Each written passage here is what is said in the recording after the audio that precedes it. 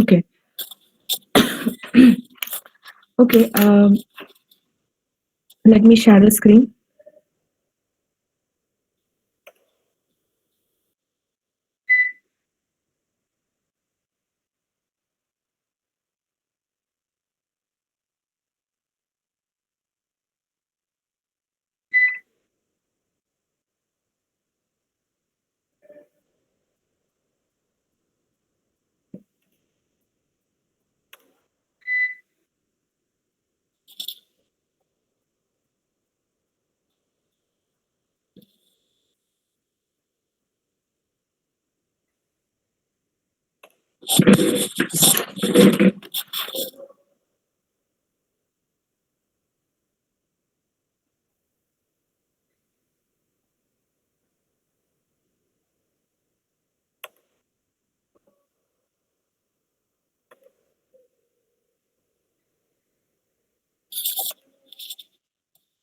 Okay, everyone, mark your attendance in this Google form that I have provided. Fill your roll numbers in this Google form. This will mark your attendance. I'll start to share my screen now.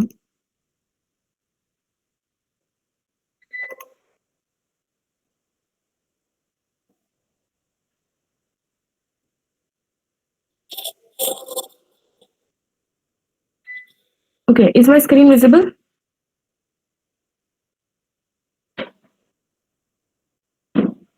Okay, fine. So I suppose that in previous lecture, what was discussed in previous lecture?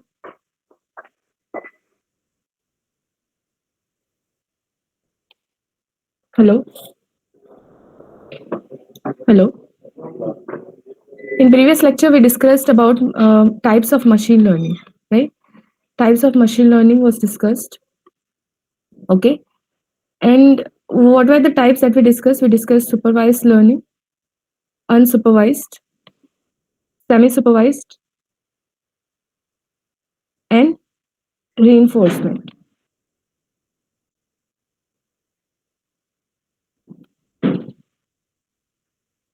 Okay, these are the four types of learning that we study. We studied the difference about classification and regression. Okay, classification and regression. Anyone wants to point out what was the difference that we studied about classification and regression? Anyone? What was the difference that we studied about classification and regression? Yes, classification is used to predict discrete value and okay. Yes, regression is continuous valued output. So we also studied in the previous lecture we also did an information on performance metrics. Okay, and before discussing about performance metrics, we studied about data and how it will be divided into three types, three parts before passing it into model. So what were the three types? The three types were training data, testing data, and validation data. Okay, these are the three forms of data. The data will be divided. So training data is the data through which we'll be creating the model, right? And validation data, testing data is for testing on unknown new samples, and validation data is for measuring the performance of your machine. For example, if the machine is performing well, if the accuracy is very high, then we'll proceed with the model. Or then if the accuracy is low, then what will we do? We'll change certain parameters of the model, And I explained this parameter changing with the help of a regression regression problem, right? Remember the regression problem that we discussed? Does anybody recall the regression problem that we discussed about the decision regression line that we drew?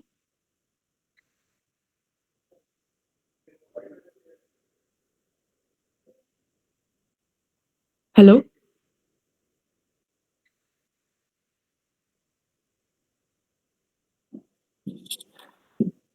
Hello?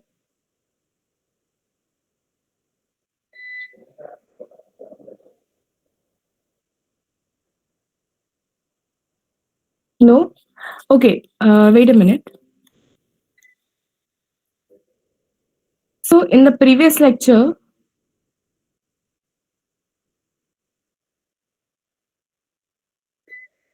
if you recall, we talked about this, the finding the regression line that best fits. So wait, I was trying to explain through this example that what will we do if we change the, for example, if we measure the performance metrics of this model. Okay, this is a regression problem. This is a regression problem means what? You will the output will be continuous valued. Okay, continuous valued output. So for this data points, there will be a regression line that best fits the data. Best fits the data means gives the best output to the data. For example, if you have a new data, then it will give you the output which is near to the actual value, right? But if the regression line was this, for example, if this was the regression line and you calculate the performance metrics of this model, then what will it give? It will give less accuracy because the distance of this point from this regression line is maximum. So what will it give? It will give you maximum error. More error will be provided. So what will we do? We'll change certain parameters of the model uh, with the help of after doing the checking on the validation data, we'll change certain parameters of the model. For example, in regression model, W and B are the parameters that will change. So we'll create another regression line. For example, this is the new regression line that will be created after making changes. Similarly, this is the best fit line that will achieve after certain iteration, right? This is what we discussed as a part of after as a part in validation data. So we'll be through validation data, we'll be checking the performance of the model, and if the performance of the model is not appropriate, that is maybe the accuracy is less or it's not up to the point, what will we do? We'll change certain parameters of the model or we'll change the model. For example, in classification, we can change the model to different classification models, right? For example, decision tree classifier is there, SVM, and so on, right? Is it clear? This point is clear to everyone? Is this point clear to everyone? Okay, this was not covered. Now is it clear? Okay, so now today, so in last lecture, in previous lecture, we already discussed about performance metrics, right? Performance metrics in for classification algorithm. For classification algorithm, we measured the performance metrics, that is accuracy. That was the first point that we discussed. And in performance metrics for binary classification, we discussed, we created a confusion matrix. So this was true positive. So these are actual predictions, and this was actual output, and this was the predicted output, right? So predicted positive and predicted negative, and actual positive and actual negative. Okay, so this was true positive, this was false positive, true false negative, and this was true negative. So I gave you an example of 300 instances which was trying which we were trying to classify in cancer and non-cancerous data. Okay, so in we assume that cancer is positive class and non-cancer is negative class, and then we have the data that 30 of the instance is actually cancer instance. Okay, and out of which, and after passing this 300 instance through a model, the model predicts 90 cases as cancer, and out of which only 20 predictions are true, actually true, means true positive cases. So we created a confusion matrix for the same. Yes, uh, what was the confusion matrix that we created?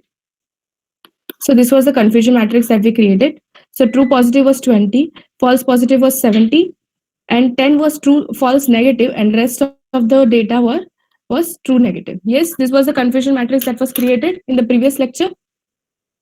Do you recall?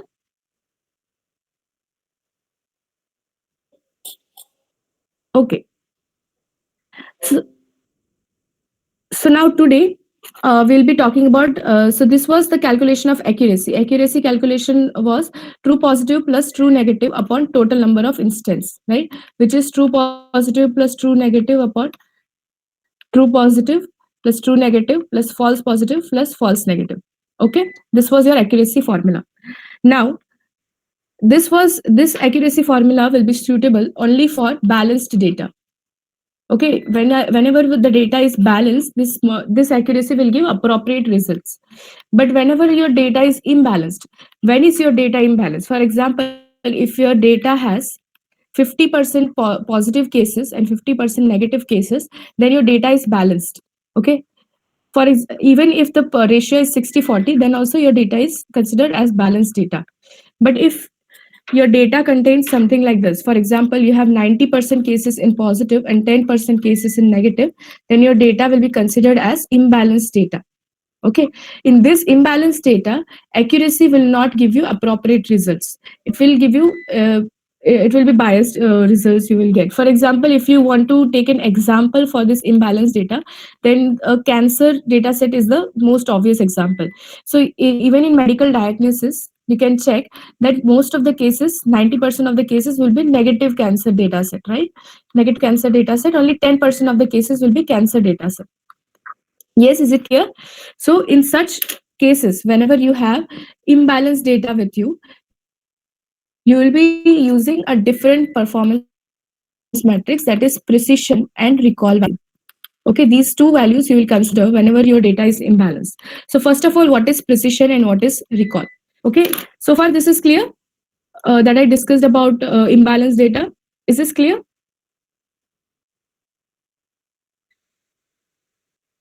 Okay. Now let us discuss about what is precision and what is recall. So let us consider an example. For example, in Google, you are trying to search a particular term. Okay, you are searching a particular term and output is 30 pages that are relevant to the term. You are getting an output of 30 pages. But out of this 30 pages,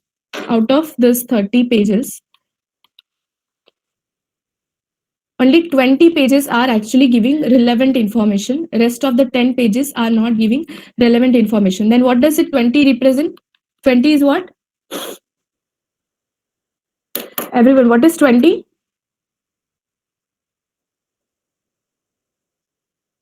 Sorry, can you just drop some positives? Can't we just drop positives? Achha, in imbalanced, but that will, but I think that will not give appropriate results. You cannot means that will be less data set. For example, only 10 samples are in negative, and if you are taking only 10 sample in positive, maybe that will create a lesser data set, right?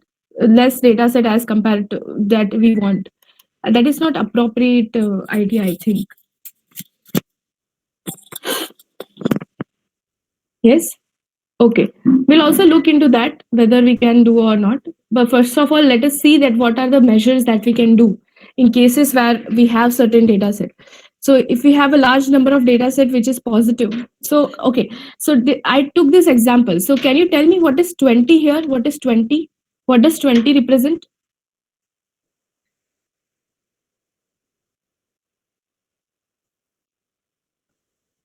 And also, Janil, I want to point out that if we remove certain data sets, for example, if you are trying to say that we will remove some positive data set, it may make the model very biased.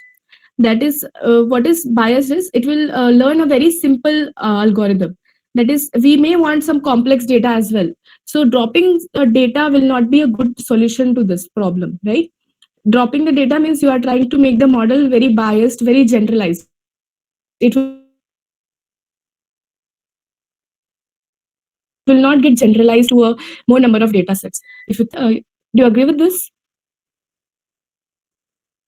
Yes. Okay. Okay. Fine. So we were at okay. Everyone is saying true positive. Yes, this is true positive cases. So okay, so we were talking that 20% of the cases are actually the 20% of the results are actually relevant to whatever you are searching. 10% of the data is not relevant. So you can say that 20 actually, precision is the measure that out of total true positive cases, how many are actually true?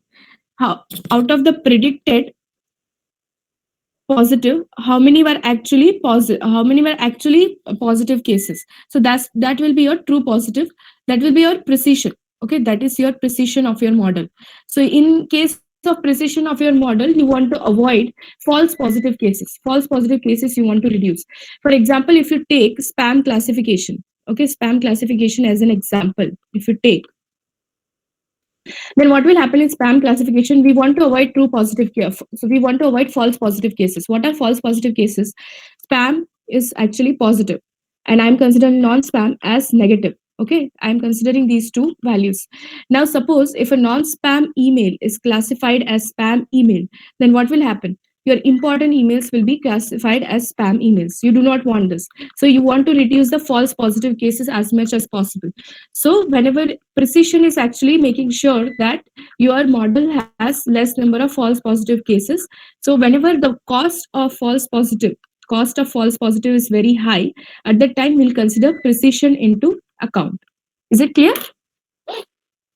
Cost of false positive means the error. If the error in false positive gives large impact to your output, larger impact to your output, then the cost will be higher. You cannot afford to have a non-spam email classified as spam email, right? You cannot afford that. So whenever that is the case, you will take precision into account. Is it clear? Is it clear to everyone? What is the chapter of? I think this chapter is not present in Tom Mitchell's book.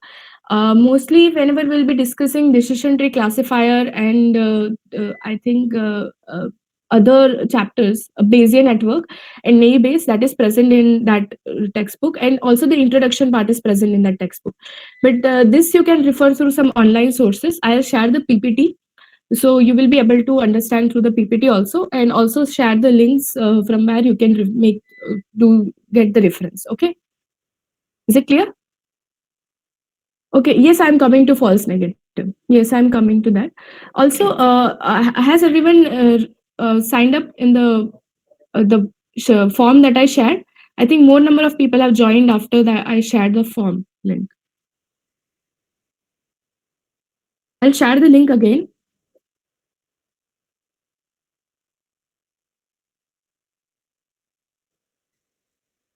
Okay, you have to fill your attendance in this form. So everyone make sure that you have filled your attendance. Okay. All right. So this was for precision. Now recall value. What is recall? Recall. Okay. So let's take that same example that we took for Google. That is Google for output. So we discussed that 30 were predicted as positive. Okay. This was predicted as positive. But there are 40 other samples. There are 40 other samples that that were actually true, but did not appear in the result. Okay, did not appear in the result. So recall is actually how many of the output that should have been recalled. Okay, so recall is actually out of the total positive, how many were recalled, how many were actually recalled. So for example, here 40 other samples were supposed to be recalled, but they were not recalled. So we also want that the false negative value. So if the 40 samples were not recalled, then that were false negative, yes or no? That were false negative. Yes, is it true? Yes, right. They were false negative samples, but actually they were supposed to be positive samples. They were actually positive class, but they were supposed to be classified as positive, but classified as false negative. So in recall, we are trying to reduce the false negative value. If you take an example, for example, if I consider cancer and non-cancer, okay, this I am considering as positive class, and this I am considering as negative class, then what will happen? Suppose a non-cancer patient is classified as cancer patient. That is fine. Okay, that is fine. That is not very costly effort if you see.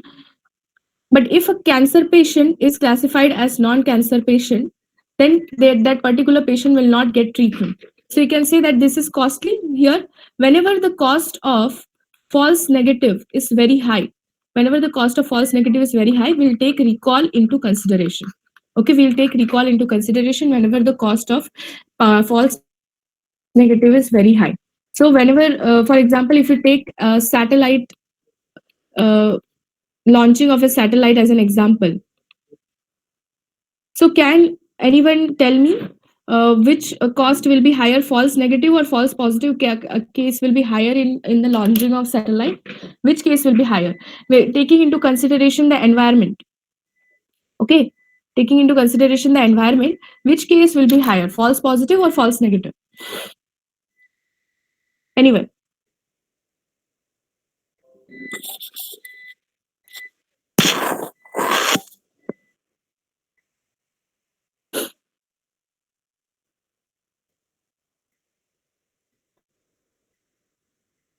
Okay, false positive. What about others? Okay. You say that false positive case will be higher. Yes, false positive case will be higher because if we see that if environment is okay and still we are not launching the satellite, that is fine. Okay, that is fine. But if environment is not okay and still we are launching the satellite, that will be very costly. So false positive case will have very high impact in this case. So we have to make sure that precision is high. Precision is high means what? False positive is low, as much low as possible, right? Is it clear, everyone? This precision and recall, is everyone clear with this? So what are the formulas? So we'll check the formula of precision and recall. Precision formula is true positive upon true positive plus false positive, while recall is true positive upon true positive plus false negative. So out of total, the true positive cases, out of total positive, how many were actually true, right? How many actually came out to be true? And this is recall, that is true positive upon false negative. That actual positive, how many were recalled? How many of the data was recalled out of actual positive cases? That was your recall value. Okay, this is your the formula for recall and precision. Okay, is it clear? Okay. Okay, now we'll talk about another of the performance metrics, that is F1 score. So, in certain cases, so in most of the cases, in imbalanced data, we'll take into consideration both precision and recall, right? So this is actually, F1 score is the harmonic mean. This is like harmonic mean of precision and recall. So it will be 2 times precision into recall upon precision plus recall. We are trying to calculate the harmonic mean of precision and recall. So if even if any one of this is low, the F1 score will be lower for that particular model. So if we want to compare 2 or 3 models, suppose 2 or 3 models we are trying to compare on the same data, we'll try to make sure that whichever data has highest F1 score, that model will be considered. That model will be considered as for the testing of the data, right? So precision, we are trying to make sure that we'll check a model in which the precision as well as the recall is higher. Okay, precision as well as recall is higher means false positive is less, as well as false negative is less. Okay, is this point clear to everyone? Okay.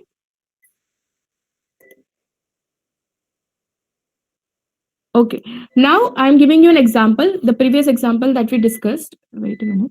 The same example, in the same example that we discussed. So in the example we discussed that we had 300 instances, and out of which 30 were actually positive instances. And after passing this 300 data into the model predicted 90 cases as positive, right?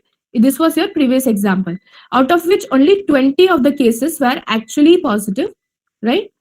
So now I am passing this into another model. I am passing this 300 instances into another model, and we have the same data that 30 cases are actually positive.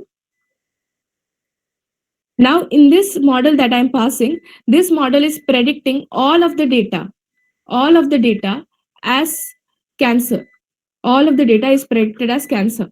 So I'm considering cancer as positive class, non-cancer as negative class. Now, I want everyone to create a confusion matrix, create a confusion matrix for the same, and also calculate the accuracy, precision, and recall value for this. Okay, everyone, let me know in the comment section that what is the precision, recall, and accuracy if the model predicts all of the cases as cancer. Okay.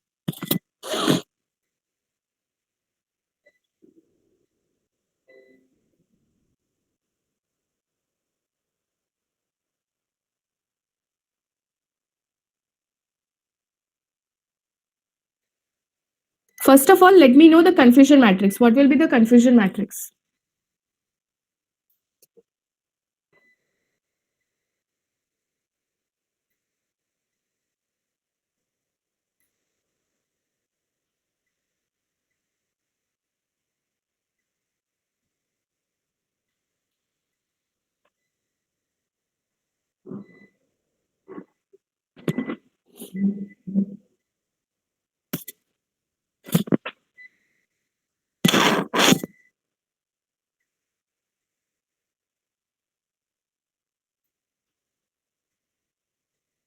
Okay. Janil is saying 30, 0, 0, and 270.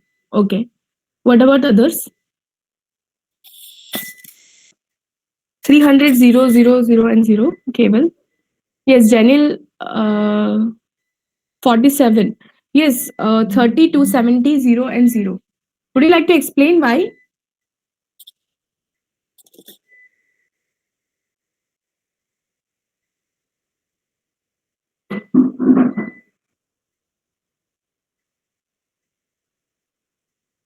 Yes, 30 are true positive. Yes. Yes, Shell, you are right. 40 false positive will be 270. And rest of them, there are no negative cases predicted. So there are no true false negative as well as true negative, right? Is it clear? I suppose everyone is clear with this, right? Okay, for everyone, those who are uh, still, I'll explain. So we have predicted 300 of the cases. All of the 300 of the cases were predicted as positive cases. So we know that 30 cases are actually positive. So true positive is 30, and all of the cases were predicted as positive. So rest of the cases were false positive cases, and we have zero true negative, sorry, false negative, and zero false true negative. Right? I hope that this confusion matrix is clear. So now I want everyone to calculate accuracy, precision, and recall, and let me know in the section that what is the value that you are getting. Okay. Yes, point one for accuracy. Okay.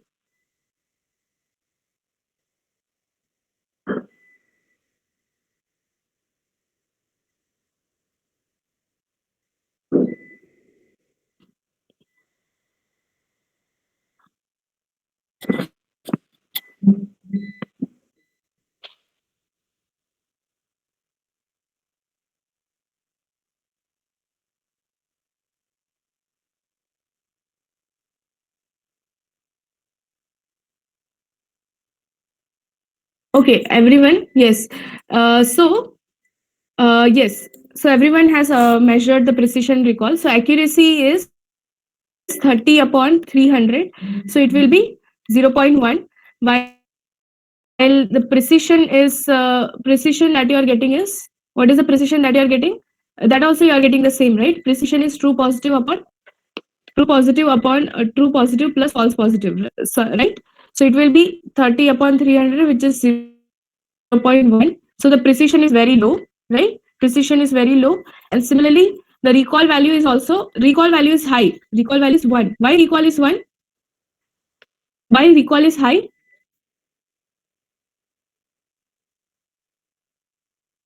From this model, can you say why there is no false positive? There is not, yes, false negative equal to 0, right? All of the measured, all of the positive cases were recalled. All the positive cases that were supposed to be classified as positive were recalled. That's why we have very high recall value, right?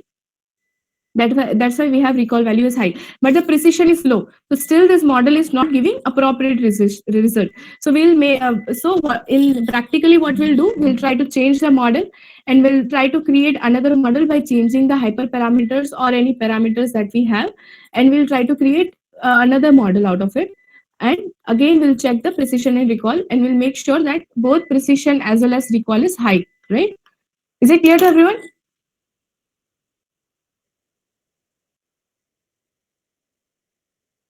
Yes, that is. Uh, as training increases, the precision will also increase. But yes, right. The training increases, the precision will also increase. Yes, that is a possibility. If we increase the number of training, if we increase increase the training, that is changing the certain parameters, if we do, there is a possibility that precision will increase. Yes, you are right. That is what I'm trying to say. Instead of changing the entire model, we can also change certain hyperparameters related to the model, right? Hyperparameters here I am meaning that certain measures. For example, in regression, I meant by hyperparameters W and B value. Similarly, you can also, for example, if you are training for a less number of times, if you are training only 50 number of times, then it is possible that the precision will be low. Precision can be low, right? But if you're training for no more number of times, like for 500 epochs or 1000 epochs, then the training then it is possible that precision will increase as well as recall will increase. Yes, you are right.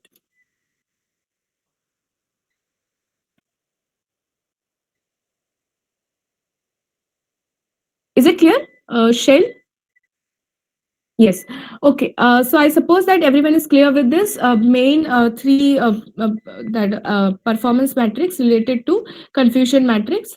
Sorry, classification algorithm. Then we have some more per- performance matrix related to classification that I'll share through the slides. Just a minute.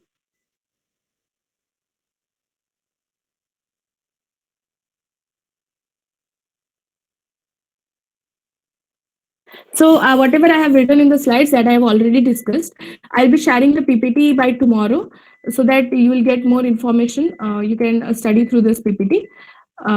Right. So we have other metrics also, that is specificity, which is the number of items correctly identified as negative out of total negatives. That is true negative rate. Similarly, we have false positive rate and false negative rate. False positive rate is number of errors wrongly identified as positive out of total true negatives, and number of items wrongly identified as negative out of total true positives, right? That is false positive and false negative rate. If you want to identify that how many of it were falsely identified as positive, then we can measure through false positive rate as well as true false negative rate, right? Is it clear? These metrics are supplementary metrics that we have. Okay, is this clear to everyone? Yes, is this clear? Okay. Now I want to discuss another topic that we have left. That is very important as the part of the next algorithms that will start. I suppose that in the next lecture, you will be starting with Naive Bayes, probably. And we will start with regression problem. Okay, we will start with regression algorithm. So in the next lecture, we'll be starting with linear regression. Okay, linear regression we'll be starting with. So has Naive Bayes started in the lecture? Has Naive Bayes started?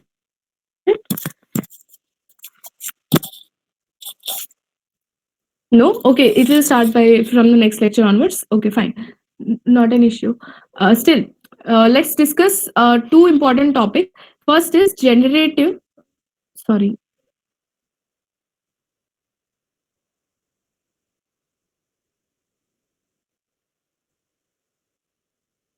Okay.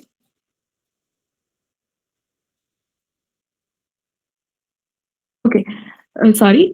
First is generative models, and other is discriminative models. Okay, these are two models that we have to discuss. All right. So suppose I am taking an example of kid A and kid B in this case. Okay. To explain this, how the models will work differently. They will work differently here. So kid A and kid B, for example, they are seeing a training sample. Okay, they are seeing a training sample. This training sample contains the images of fruits they contain, apple and banana. These are the two fruits that is contained in this training samples. Now suppose after training the kid, that is kid is shown the images of apple as well as banana, and now the kid knows that okay, this will be apple and this will be banana. Okay, this now knows, the kid knows. Now what will happen? For example, kid A is using generative model and kid B is using discriminative model to identify, to classify the data. So both the kids will work differently whenever we ask a training sample, whenever we pass a training sample into the set. Okay, so if we pass an image of an apple to the kid A and we ask that which image is it, which fruit is this, And similarly, if we pass an apple and we ask which fruit is this to kid B, okay, right? So how will they both react? So kid A, what will perform? Kid A will create an image, will draw an image of apple, as well as it will draw an image of banana, and it will try to check that if this image is similar to this, for example, the image that is given, this is the new data set that is given. We'll try to check, is this image similar to this image, or is this similar to this image? Whichever comes as an output, whichever comes more closer to this image, it will predict that as an apple, right?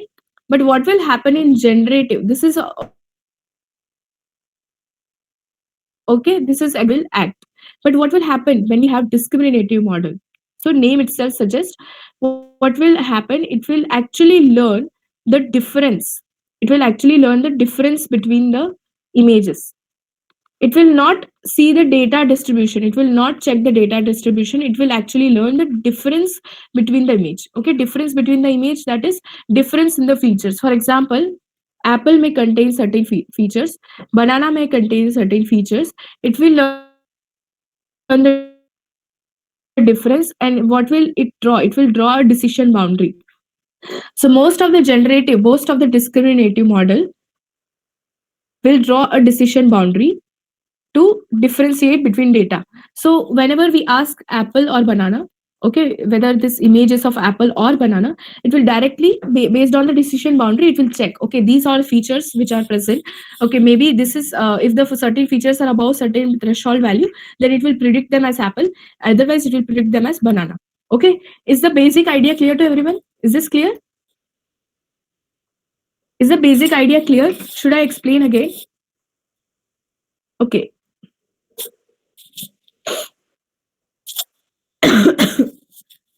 What about others?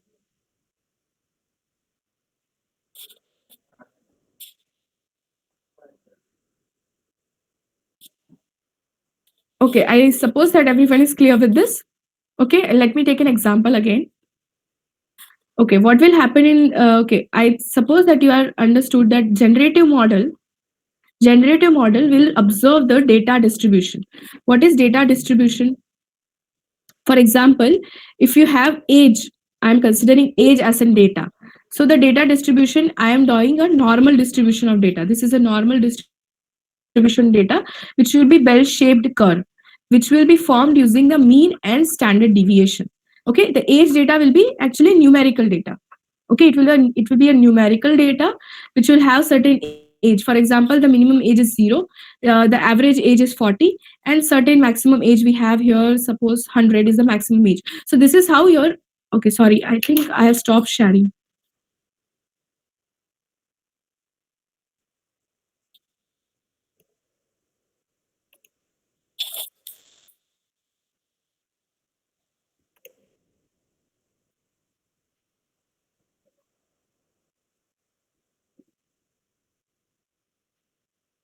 Okay, is my screen visible?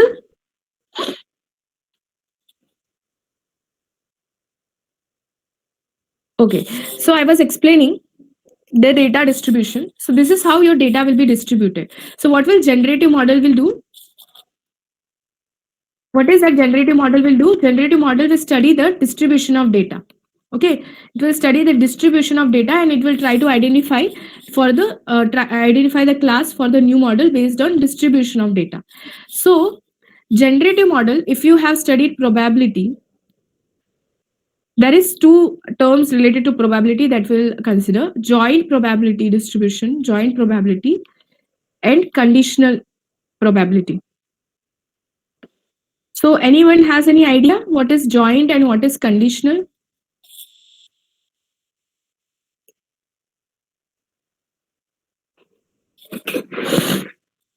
Anyone? What is joint probability distribution and what is conditional probability?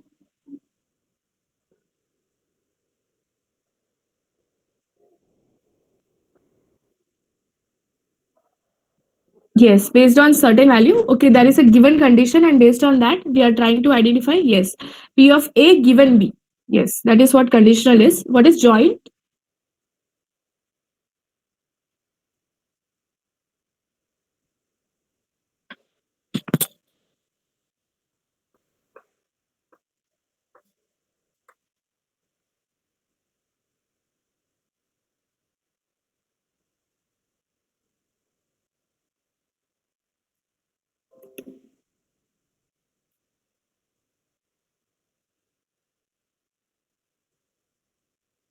Hello, what is joint probability?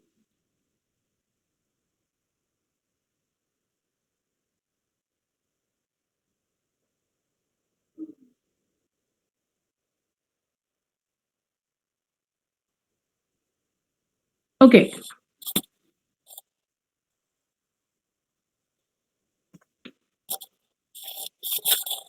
P of A intersection B. Okay, yes, yes. Okay, yeah. Oh, I'm sorry, Harsh.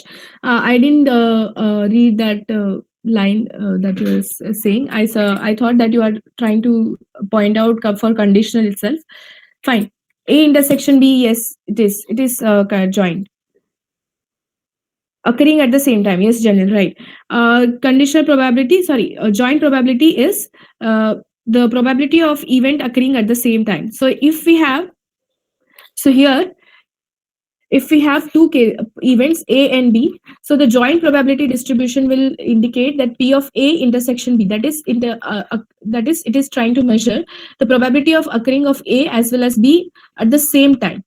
Okay, the event occurring at the same time. While conditional probability means probability of A given certain conditions B. So conditional probability, for example, you can say given the sky is cloudy, what is the probability? What is the probability that it will rain? A is an event that is raining. So what is the probability of A given certain conditions B? That is conditional probability. So if you see here, in both the cases of A and B, that is in both the cases, the kid A and kid B both are trying to predict actually conditional probability. What is B here? B is the new testing data that we are providing to the to the to the to the kid. B is the new testing data, that is X, that is the image of a lion that we are providing to the kid. Sorry, image of an apple that we are providing to the kid. So this is given. So we are trying to identify the class, that is Y, whether the class is of apple or is of banana, given an image, that is given a certain test data. Okay, that is what we are trying to identify. So in both the cases, how it will work? In discriminative, it will directly try to measure P of Y given X, directly try to measure the given label, identify the label given the data. Okay, based on certain decision boundaries. Okay, it will create a decision boundary between the data.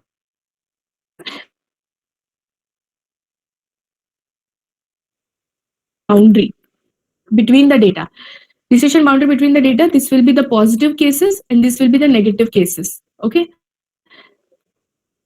I am taking 0 as a negative cases, and this will be the positive cases.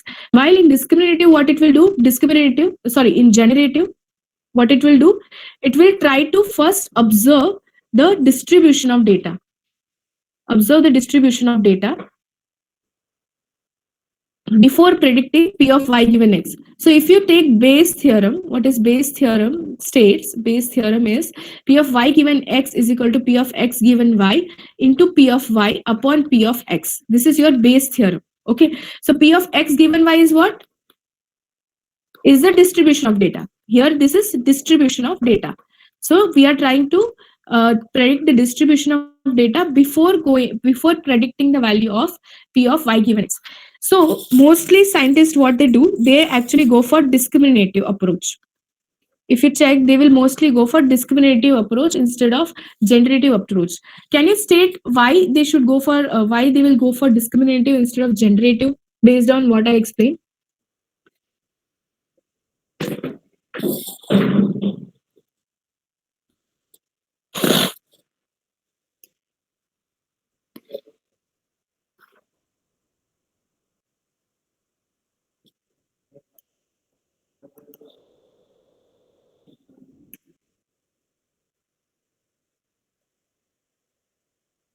Yes, yes. I'm trying to ask that I explain the difference between discriminative and generative approach. Okay, I told you that what is the approach that both the models are taking. So I'm asking that most of the scientists are going for discriminative approach. So why discriminative? Why discriminative? That is what I'm asking. Based on what I explained, can you draw a difference? Can you draw an inference that why most of the scientists will go for discriminative approach instead of generative?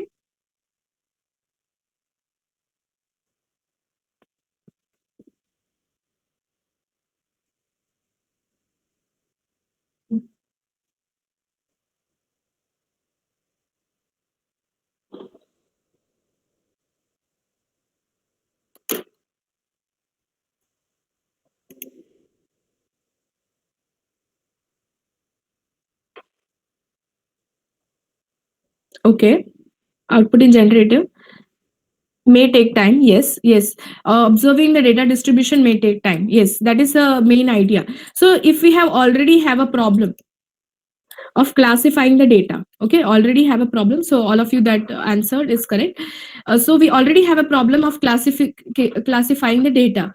We cannot make it more complex by making it to identify the distribution of data. Okay, identifying the distribution of data is another complex problem, right? So whenever most of the time we'll try to go for discriminative model instead of generative. So if we create another data, new data set can be created with the help of generative model.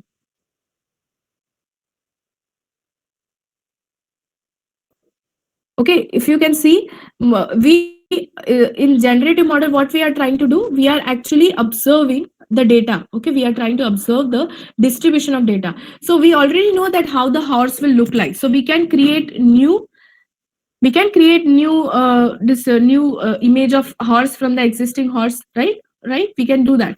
So generative model can be helpful whenever we want to create new data sets.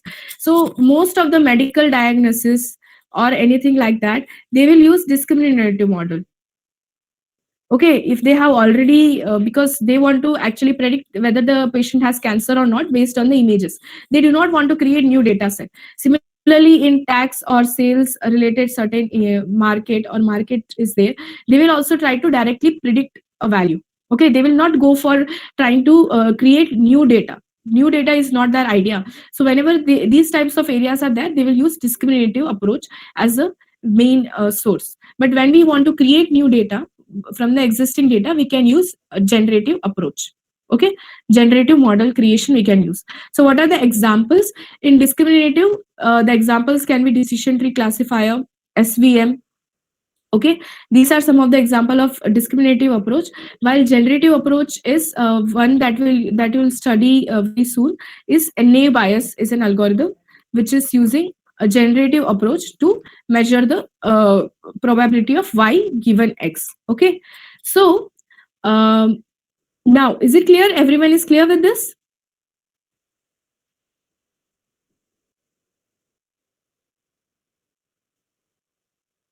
Okay, all right. See, now I'll discuss some of the points. That is, first is outliers. So, which model will actually be harmful? Which model will have more impact if there is an outlier? For example, in generative approach, what will happen? I'm considering x x x x and 0 0 0 0 and some x0 x0 here, right?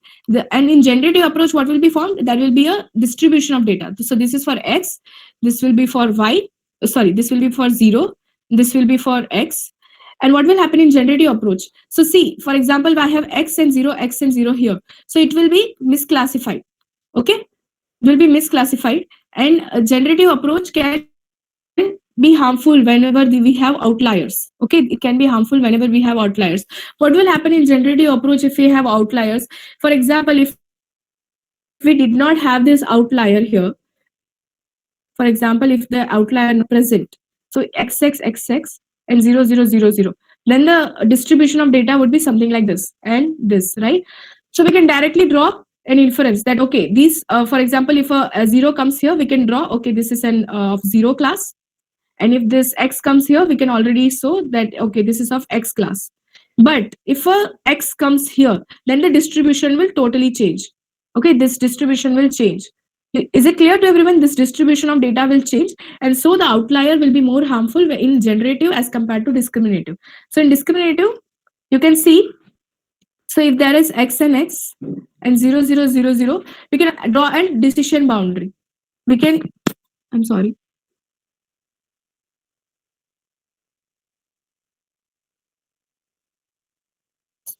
Here we can directly draw a decision boundary and we can identify okay, these are all x and these are all y, and if there is an outlier, that will not be much of impact. The decision boundary will not change. Yes, is it clear? This decision boundary will stay intact. Is it clear to everyone that why the outliers will be a problem in generative while not in discriminative? Yes, is it clear to everyone or not?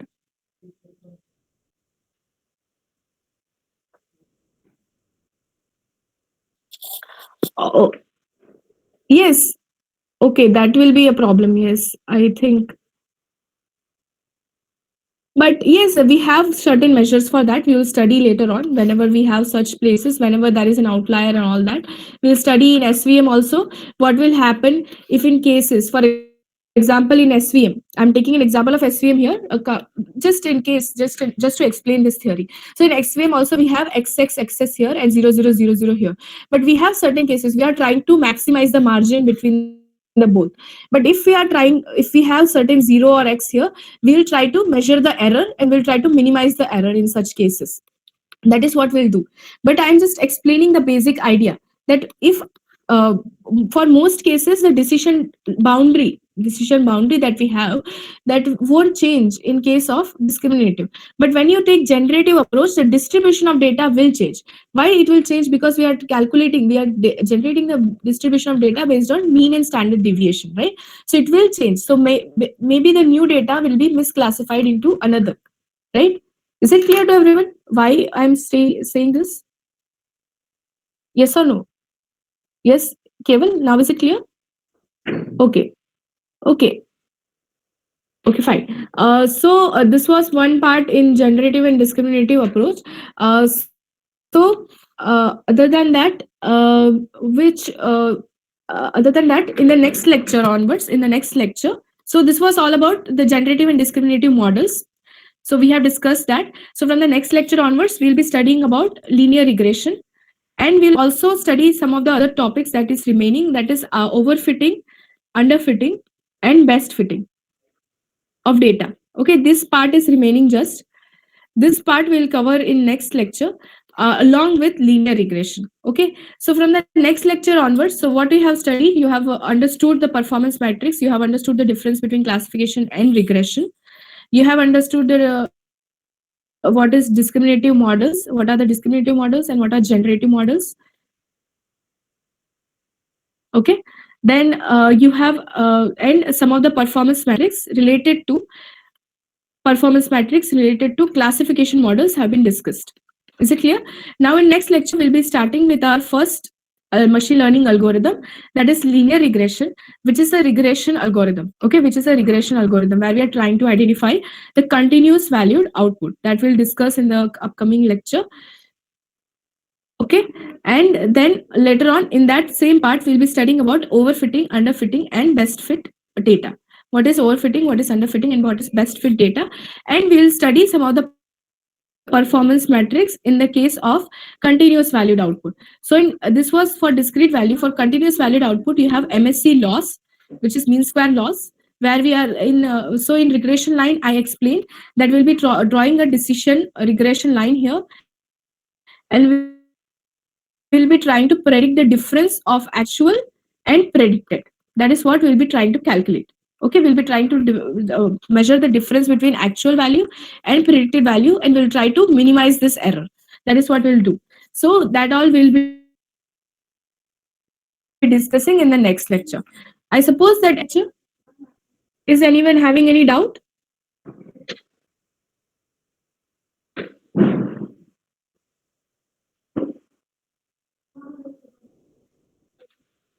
Hello?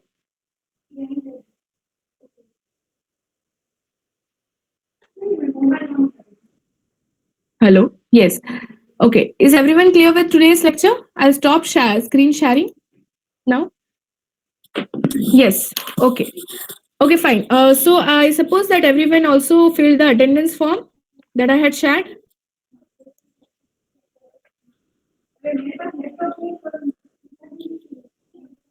All right. Okay, fine. This is it for today's lecture. So in next lecture we'll be starting with the linear regression and first machine learning algorithm. Fine. So okay, I'm closing the meeting now, and have a good day.